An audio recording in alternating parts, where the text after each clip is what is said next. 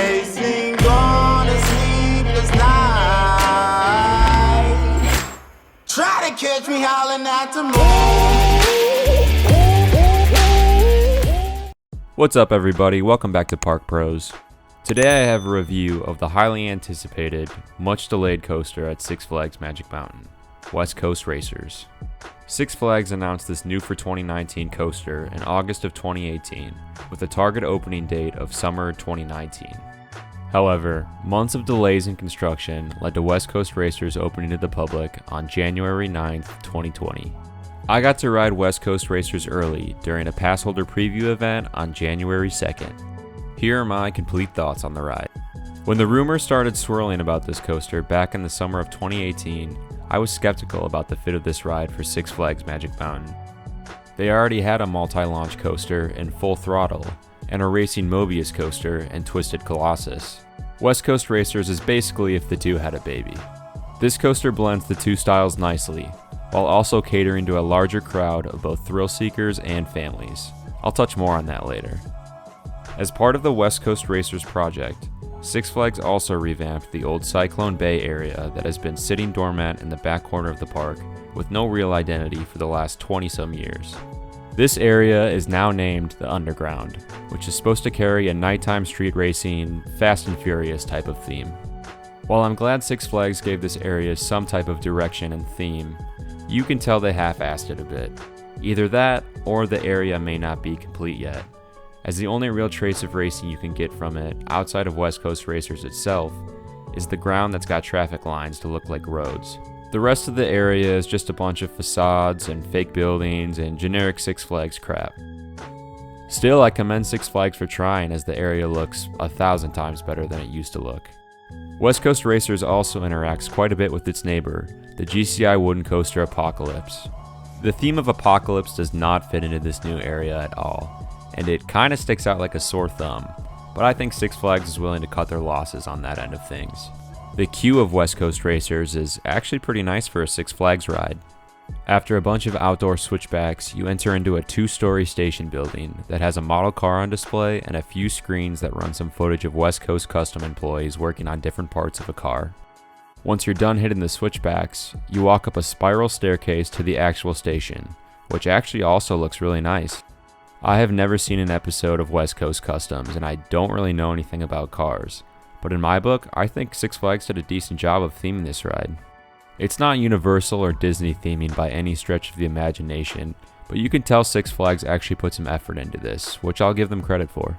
But enough with the area and the theme, let's talk about the actual ride.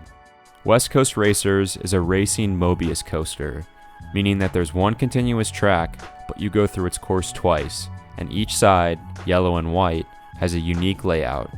You go through the white track on your first trip and the yellow track on your second trip.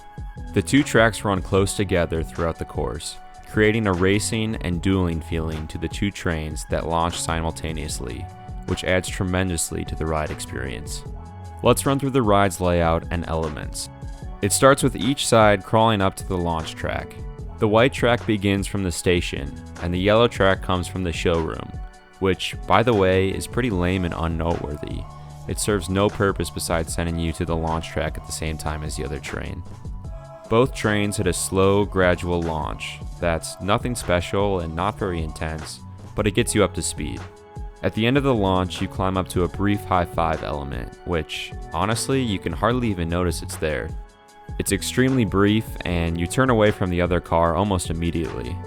This is one of the parts of the ride where the dueling element comes into play, and the coordinated launches make sure you're hitting these elements at the same time as the train you're dueling. From there, the white track turns into a 0G stall, while the yellow track does a bunny hop right below it. You do a turn and dive down into a little trench where both tracks hit their second LSM launch. This is the much more impressive of the two launches, and where I assume you hit the ride's top speed of 55 miles per hour. From there, each side climbs into coordinated corkscrews. These elements make it feel like you could reach out and touch the other train, and it has much more of a high-five feel than the actual high-five element in the ride. After this element, each side hits two helixes that are essentially identical on each side of the tracks. These helixes don't really do much, as you're not going through them with much speed, so they kind of feel like filler in the layout. But I get that they had limited space to work on with this ride, so I won't knock it. You come out of the helix to hit a little bunny hop on each side, then fly into the last element of the course. The white side does an overbank turn, while the yellow side does another corkscrew right over the top of the other track.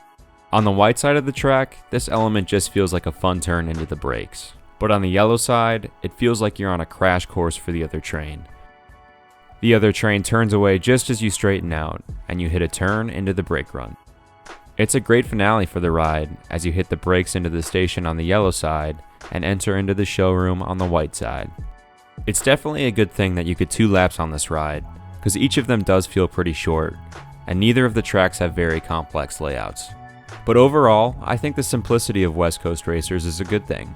It focuses less on crazy elements and more on the racing and dueling, which really is the strongest part of the ride. It's nothing crazy either, which I also think is a good aspect of the ride. It stays low to the ground and doesn't have too intense of a launch, yet it's still a thrilling ride and has a couple of really fun elements. It's a perfect stepping stone coaster for kids who aren't ready to take on a Twisted Colossus or Full Throttle yet, but want to step up from the kiddie coasters. Magic Mountain was missing a coaster like that from their lineup for a long time. For my first full-length ride review on this channel, I wanted to take a second to release how I'm going to rate coasters on these types of videos.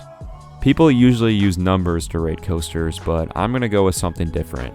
I think coaster rankings can be really subjective based on your personal preferences and specific experiences you have on certain rides. Therefore, I'm going to group the coasters I rank more generally by using a tier system. I'll group the coasters I rank by these 5 tiers. Here's a quick little breakdown of each of the tiers. Elite means that I think this coaster is one of the best on the planet. Great is for coasters that are damn good, but not in the upper echelon. Fun is for rides that I like and I wouldn't mind lapping over and over again. One and done is for coasters that are either bad or boring, or I just have no interest in riding them again. Crap is reserved for the worst, most painful, shittiest coasters on the planet. T3 is currently the precedent for this category. So for the inaugural Park Pros rating, I'm going to put West Coast Racers into the fun echelon. I think it is a really good coaster, and definitely a blast, but it's just not very intense and doesn't have very much airtime. However, it's a smooth coaster that has a handful of great elements and it's very re-rideable. On top of that, it has a really modern feel to it, which is fitting since it's the first coaster to open in the new decade. I think it's just a couple notches below being a great coaster. But overall, I really enjoyed West Coast Racers, and I'll definitely be taking a few more laps on my next trip to Magic Mountain. Thank you all for checking out the video. Make sure to subscribe if you're new, and leave a comment down below on which coaster I should rank next.